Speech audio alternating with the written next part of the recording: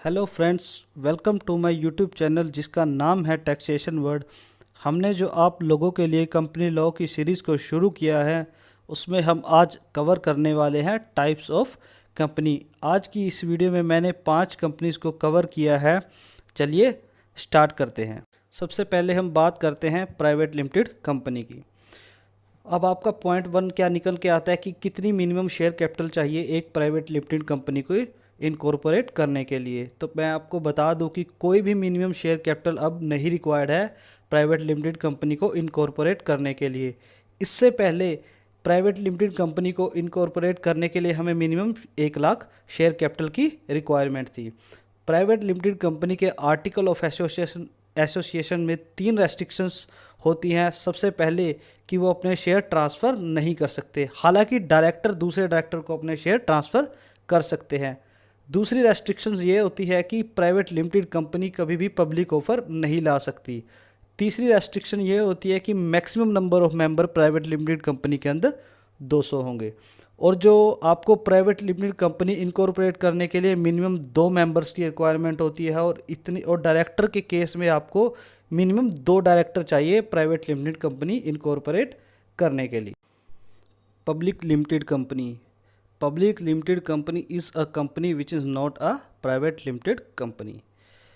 Public limited company incorporate करने के लिए आपको कितनी मिनिमम शेयर कैपिटल की रिक्वायरमेंट है, तो यहाँ पे भी अमेंडमेंट हुई थी। पहले पब्लिक लिमिटेड कंपनी इनकॉर्पोरेट करने के लिए मिनिमम 5 लाख शेयर कैपिटल की रिक्वायरमेंट होती थी, जो कि अब इन्होंने अमेंड करके बोला है कि कोई भी आपको मिनिमम शेयर कैपिटल की रिक्वायरमेंट नहीं है अगर आप पब्लिक लिमिटेड कंपनी इनकॉर्पोरेट करना चाहते हैं।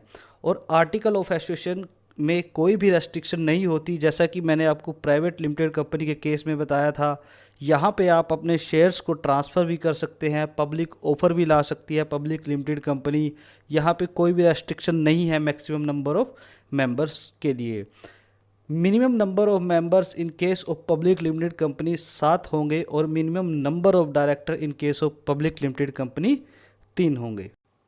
अब आपकी नेक्स्ट 2 कंपनी के बारे में बात करते हैं, जिसमें से पहले हम बात करेंगे गवर्नमेंट कंपनी के केस में। गवर्नमेंट कंपनी क्या होती है? ऐसी कंपनी जिसके अंदर at least 51% paid up share capital held किया हुआ, या तो सेंट्रल गवर्नमेंट ने या आपका स्टेट गवर्नमेंट ने या फिर सेंट्रल गवर्नमेंट और स्टेट गवर्नमेंट दोनों ने मिलके। अब बात करते हैं फॉरेन कंपनी की। इसकी डेफिनेशन को हमने 3 टुकड़ों में डिवाइड किया है। सबसे पहले फॉरेन कंपनी इनकॉर्पोरेट कहाँ हुई है? फॉरेन कंपनी इनकॉर्पोरेट होती है आपकी आउटसाइड इंडिया में। सेकंड जो इसका पॉइंट है, प्लेस ऑफ बिजनेस। इसका प्लेस ऑफ बिजनेस होता है इन इंडिया, चाहे वो खुद से हो या फिर किसी एजेंट के थ्रू हो, वेदर फिजिकली हो या फिर इलेक्ट्रॉनिकली हो। कंडक्ट बिजनेस एक्टिविटी, यानी कि ये फॉरेन कंपनी अपनी बिजनेस एक्टिविटी इंडिया के अंदर कंडक्ट कर रही है। अब आपकी बात करते हैं कि कौन सी ऐसी कंपनी है जिनको हम स्मॉल लिमिटेड कंपनी की कैटेगरी में रखते हैं।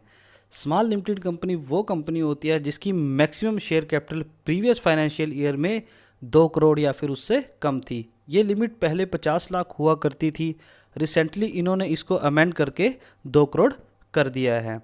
ऐसी कंपनीज जिसकी maximum turnover in previous financial year में 20 करोड़ या उससे कम है, वो भी स्मॉल लिमिटेड कंपनी की कैटेगरी में आएगी। ये भी लिमिट पहले 2 करोड़ हुआ करती थी, इसको भी बढ़ाकर इन्होंने 20 करोड़ कर दिया है।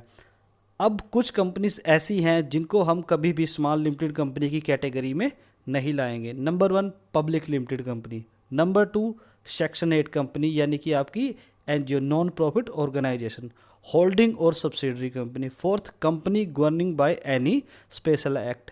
इन कंपनियों को हम कभी भी स्मॉल लिमिटेड कंपनी नहीं कहें। आई होप आप सब लोगों को ये वीडियो पसंद आया होगा। अब नेक्स्ट वीडियो में मैं आप लोगों के लिए section 8 company, 1 person company, holding company, subsidiary company क्या होती है ये कवर करने वाला हूँ। इन वीडियोस को बनाने का पर्पस सिर्फ इतना है कि आपकी नॉलेज को इंक्रीज़ किया जाए। चैनल को ज़्यादा से ज़्यादा सब्सक्राइब करें और बेल आइकन पे प्रेस करें।